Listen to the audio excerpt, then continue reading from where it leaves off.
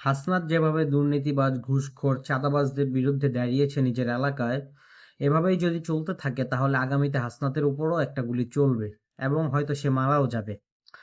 কারণ আজকে সে ঘুষখোর পুলিশ, দুর্নীতিবাজ পুলিশ, থানা কার আন্ডারে চলে, প্রশাসনের নিরপেক্ষতা কারা বজায় রাখছে না, তাদের সবার নাম উন্মোচন করে দিয়েছে। এবং হাসনাতের এইসব কার্যকলাপের কারণে যখন পুলিশের মধ্যে থাকা চোর এবং বাহিরে থেকে থানা কন্ট্রোল করা লোকজন বুঝতে পারবে আমরা আইনের ফাঁকফোকর দিয়ে আর কোনো সুযোগ সুবিধা নিতে পারবো না, তখনই হাসনাতকে হত্যার পরিকল্পনা করা হবে। এবং তখন আপনারা অবাক হয়েন না। এবং এই পরিকল্পনা যদি বাস্তবায়িত হয় তাহলে হাসনাত হত্যার বিচার হবে না। কেননা প্রশাসন যখন একটা হত্যার সাথে জড়িত থাকে তখন তদন্তের দায়িত্ব কিন্তু প্রশাসনের হাতেই থাকে। প্রশাসন নিজ থেকে নিজের গলায় ফাঁসি দিবে না।